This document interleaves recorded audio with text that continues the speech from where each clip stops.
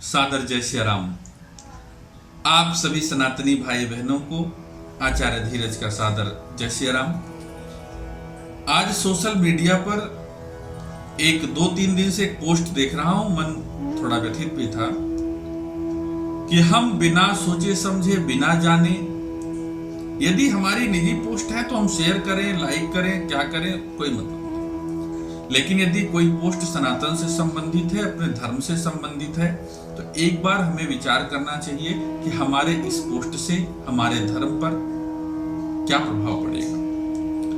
गणेश जी के विसर्जन और पूजन के संदर्भ में सोशल मीडिया पर एक पोस्ट बहुत तेजी से वायरल हो रहा है, जिसके संदर्भ में हम आप सबसे अपने विचार साझा करना चाहते हैं। पोस्ट भ्रामक है और सबसे पहले हम आपको पोस्ट पढ़ के सुनाते हैं, पोस्ट दिखाते हैं क्या है। पोस्ट में है कि उत्तर भारत में गणेश विसर्जन नहीं करना चाहिए क्योंकि गणेश जी केवल 1 सप्ताह के लिए माता गौरा के साथ उत्तर से दक्षिण अपने भाई कार्तिकेय से मिलने गए थे। मान्यता के अनुसार दोनों भाई महाराष्ट्र में मिले थे, इसीलिए महाराष्ट्र में यह पर्व मनाया जाता है तथा उन्हें फिर अगले साल आने का निमंत्रण दिया जाता है।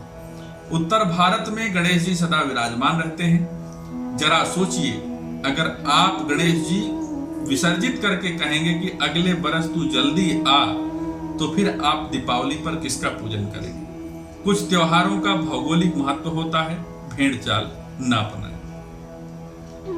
ये था सोशल मीडिया पर वायरल एक मैसेज। वायरल मैसेज करने वालों में बहुत सारे लोग सुबुद्ध हैं, पढ़े लिखे हैं, लेकिन मुझे लगता है कि इस तरह के संदेश को प्रसारित करने के पहले एक बार आत्ममंथन कर लें। ना समझ में आए तो अपने गुरु से, अपने आचार्य से, अपने कुल पुरोहित से जरूर पूछें। अब मैं आपको इस मैसेज का अर्थ बताता हूं, खंडन करता हूं कि ये भ्रामक क्यों है, और फिर उसके बाद मैं आपको प्रमाण भी दूंगा। आवश्यकता पड़े तो नीचे मेरा नंबर है, आप मुझसे संतुष्ट हो सकते हैं। ऊपर लिखा है गणेश विसर्जन नहीं करना चाहिए, गणेश जी 1 सप्ताह के लिए उत्तर से दक्षिण अपने भाई कार्तिकेय से मिलने आए थे। यह बात यथार्थ गलत है। कार्तिकेय से मिलने के लिए शिव महापुराण में चर्चा है कि मैया पार्वती के साथ महादेव मिलने गए। कार्तिकेय नाराज होकर के क्रौंच पर्वत पर गए थे, जिनको आज हम लोग श्रीशैल के नाम से जानते हैं। वहां मैया पार्वती और महादेव मिलने गए थे। अब आपके हिसाब से यदि महादेव मैया पार्वती दक्षिण भारत मिलने गए तो उत्तर भारत में नहीं रह गए, तो उत्तर भारत में उनकी पूजा काशी विश्वनाथ में नहीं होनी चाहिए। आपके हिसाब से उनकी पूजा केदारनाथ में नहीं होनी चाहिए। पहली गलती। दूसरा लिखा गया कि दोनों भाई महाराष्ट्र में मिले थे। गणेश जी गए भी होंगे तो आप कह रहे हैं कि महाराष्ट्र में मिले थे। भैया, जबकि कार्तिकेय जी क्रौंच पर्वत पर हैं, गणेश जी महाराष्ट्र में जाके क्या करेंगे। श्रीशैल कहाँ है, थोड़ा गूगल कर लेते हैं आप। तो श्रीशैल जो है वो आंध्र प्रदेश में है। वही आंध्र प्रदेश यानी दक्षिण भारत में कार्तिकेय जी थे, जहां मिलने मां पार्वती और भगवान भोले गए। गणेश जी नहीं गए। वह स्थान दक्षिण भारत में आंध्र प्रदेश में आता है, महाराष्ट्र में नहीं आता। ठीक।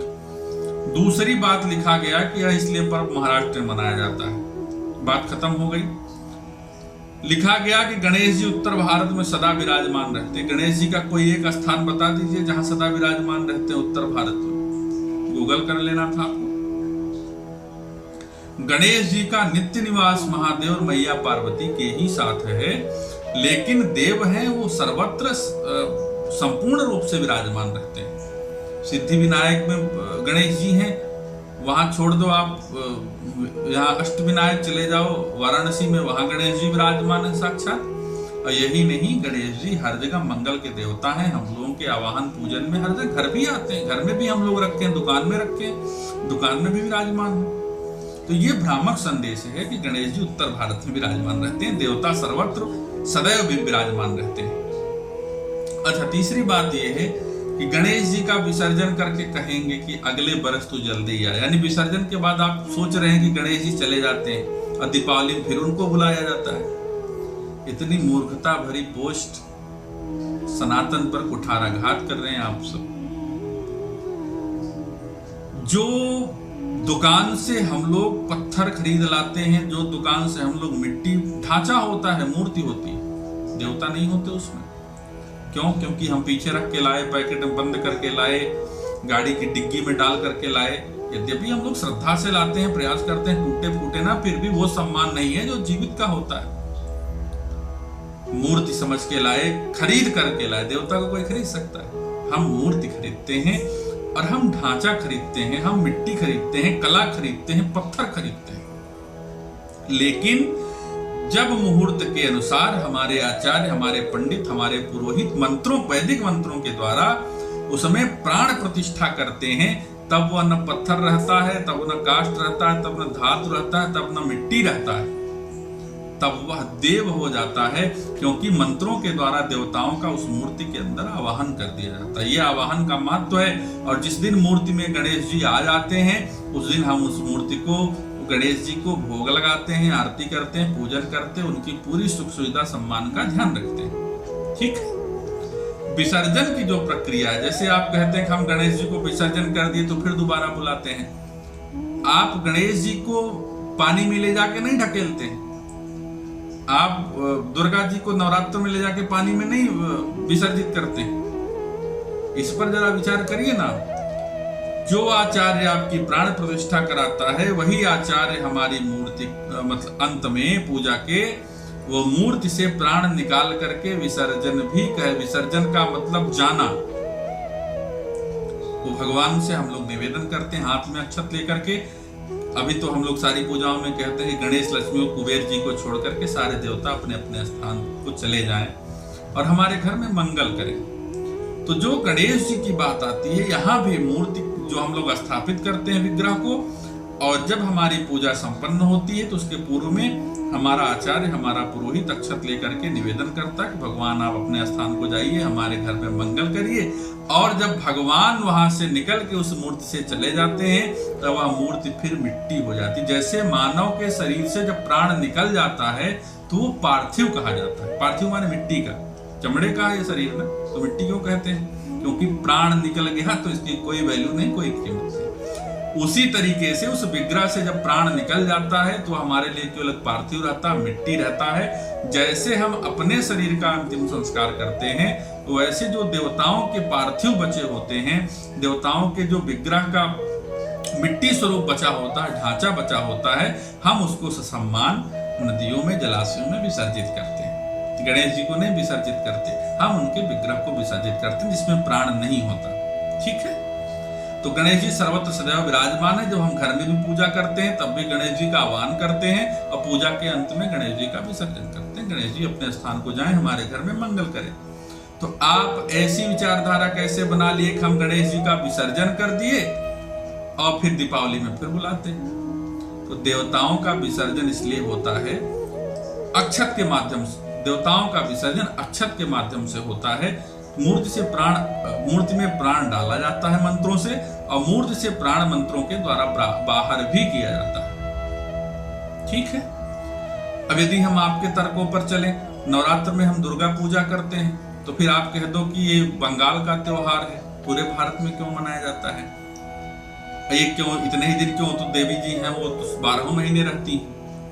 मेरे भाई बहन, आप अपना बर्थडे भी पूरे साल नहीं मनाते, एक दिन मनाते हो और फिर 364 दिन इंतजार करते हो कि अगला दिन आए और फिर हम बर्थडे सेलिब्रेट करें। आप अपना मैरिज एनिवर्सरी साल में एक बार मनाते हो, 365 दिन तो नहीं मनाते। उसी तरीके से भगवान का जो गणेश चतुर्थी का पर्व है, यह जन्म दिवस के कारण मनाया जाता है भगवान के, और हमारी श्रद्धा और हमारी व्यवस्था के अनुसार 2 दिन, 1.5 दिन, 5 दिन, 9 दिन, 7 दिन, जो जैसी व्यवस्था में है उसी तरीके से उत्सव करके अपने आचार्यों से पूछ करके, मार्गदर्शन लेकर के हम मुहूर्त के अनुसार विसर्जन करते हैं। विश्वकर्मा पूजा मनाया जाता है, सरस्वती पूजा मनाया जाता है, बंगाल में जगद्धात्री पूजा मनाया जाता है, बंगाल में काली पूजा मनाया जाता है, पूरे देश में दुर्गा पूजा मनाया जाता है। अगर आपके तर्कों पर चले तो हम लोग दुर्गा पूजा मनाना छोड़ दें? यह ज्ञान उन्हीं लोगों के द्वारा प्रचारित किया जा रहा है जो होली में पानी बचाने का सलाह देते हैं, दीपावली में पर्यावरण के नुकसान का ज्ञान देते हैं। वही लोग अब गणेश पूजा में भी भ्रम फैला रहे हैं।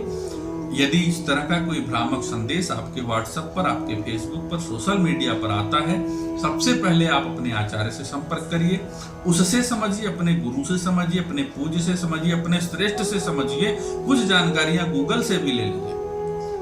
और अगर आपके पास आपके गुरु और श्रेष्ठ आपके आचार्य नहीं है तो इसका मतलब आप स्वतः सनातन का विरोध कर रहे हैं। ऐसा करने से बचने का प्रयास करना चाहिए। मेरा निवेदन है, मैं कई दिन से मैसेज देख रहा हूं, लगातार वायरल हो रहा है। मैं बाहर था, समय नहीं मिल पा रहा था कि आप सबको मैं एक छोटी सी वीडियो बना करके कुछ बता पाऊं। यदि आप मेरी इन बातों से न संतुष्ट हुए हों तो आप नीचे मेरा नंबर चल रहा है, आप अपने हर प्रश्नों का जवाब इसके संदर्भ में हमसे पा सकते हैं और निश्चित है कि आप संतुष्ट हो जाएंगे। और जो लोग अभी भी सोशल मीडिया पर इस तरह के मैसेज वायरल कर रहे हैं, आपसे निवेदन है कि अगर ये वीडियो आपको ठीक लगती हो, ये बातें ठीक लगती हो, तो आप भी इस वीडियो को आगे बढ़ाने का प्रयास करिए, ताकि कोई भी सनातनी, कोई भी व्यक्ति, कोई भी भक्त, कोई भी हिंदू रास्ते से भ्रमित ना हो और हम सब मिलकर के गणेश जी का उल्लास मनाएं, दुर्गा जी का आगे दुर्गा पूजा मनाएं, फिर काली पूजा मनाएं और सारे जितने भी हमारे धर्म के, हमारे ग्रंथों में उल्लेख वर्णनीय जो भी हमारे त्योहार हैं, सबका आनंद। आप सब स्वस्थ रहें, मंगल से रहें, कुशल से रहें।